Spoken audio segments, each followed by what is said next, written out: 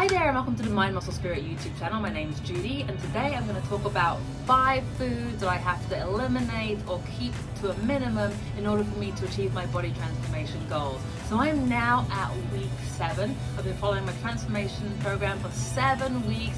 I'm really happy with the results I've been getting so far. There's been ups and downs, there's been plateaus, there's been periods of good progress, there's been periods of seeming to go backwards, but at this point in time it's going well. Now for me to get to the end and to hit my final goals, what I've done to get to this point isn't necessarily going to continue working all the way to the end. I'm going to have to level up and maybe make some more improvements. So things that have been going well, my FitnessPal tracking's been going well. I've been tracking more and more consistently, and as a result of that, I'm making more and more suitable choices that are helping me continue to make progress.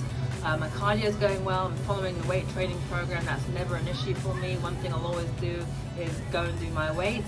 But the cardio is going well. I feel a lot fitter. My running's gotten a lot better, and I'm enjoying cardio a lot more, and it's feeling more pleasant. So I'm probably a little bit addicted right now, and I can continue to improve my performance. So this list of 5 foods is in order. I'm going to mention my favorite one last.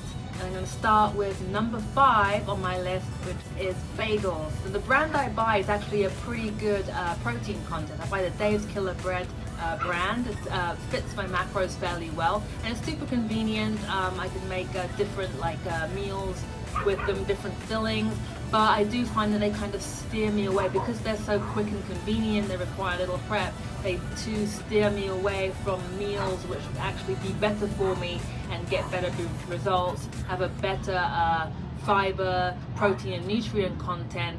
So for the remaining 5 weeks, I'm actually going to take them out of my regular diet, maybe keep them just for treats. Notice with the bagels that they do actually make me feel a little bit tired and sleepy after I eat them, which is an indication that they're not the best things for me. So though I enjoy eating them, they don't make me feel fantastic after. They don't feel really bad, they just make me kind of feel like I want to take a nap. So a better alternative for me would be a piece of fruit, like an apple, nectarine, pear, something like that. Whenever I eat those type of foods as a snack, I always feel energized, refreshed, and I just feel a lot better when I consume those things. That's what I'll be doing for the next 5 weeks as far as bagels go.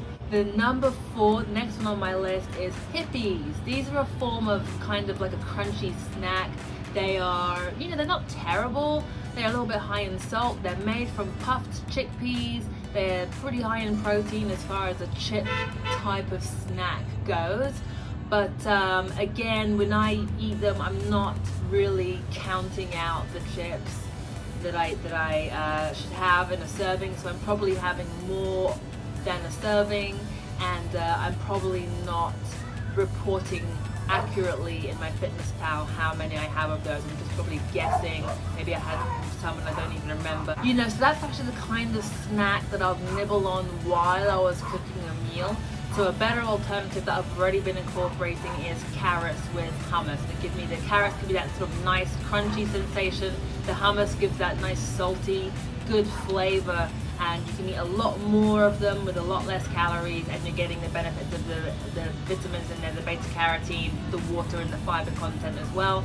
So for me, that would be a better choice. And number 3, the next one is protein bars, or healthy kind of chocolate protein bars. I love this brand, Midday Squares and True Bar. I discovered those a few months ago, and in the beginning of my program, they were a great transition away from more candy style kind of treats that have a good protein content. They're made with great natural ingredients. They're not usually containing refined sugar. They use things like dates to sweeten them up. So overall, they're a pretty good food, but they are kind of a treat.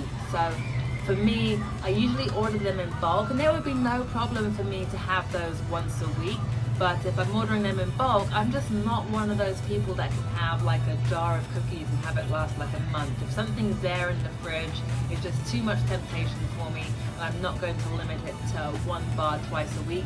So that's an example of something that I won't be having in the house or buying in bulk. If I really want something on the weekend when I'm having a treat, I'll have to go and get the 1 serving or have something else. So a good replacement for that for a snack If I want something that's sweet tasting, again, a piece of fruit.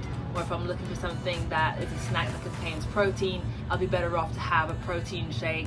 The brand of protein powder I use is plant-based. It tastes really good, so it does give me that kind of sweet tasting satisfaction.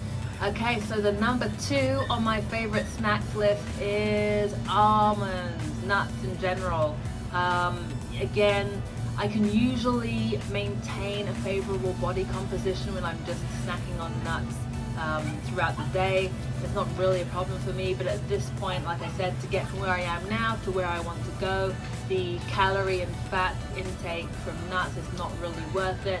Not that there's anything bad about them. They're a great snack, very healthy, contain vitamin A, fiber, even some protein and carbs. They're really good food, but the amount of quantity I get, I'd rather save those calories for something else, maybe a meal.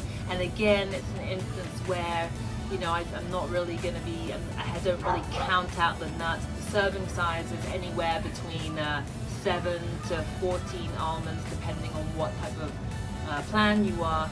But that's the kind of thing I have in the house, and I'll maybe snack on mindlessly and very easily overeat the serving size and maybe not be reporting in MyFitnessPal what I'm actually having.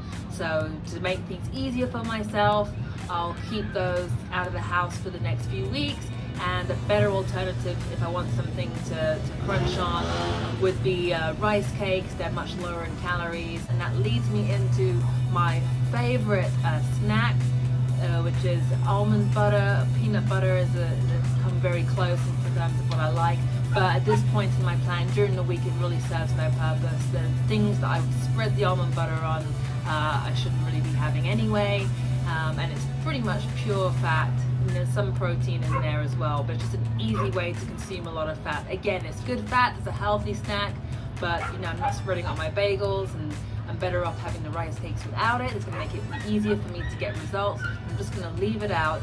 And again, my 2 tablespoon heaping tablespoon serving is not the actual 2 tablespoon serving. The actual serving size, that is 200 calories, is a depressingly small amount of nut butter. So I'm just better off without it.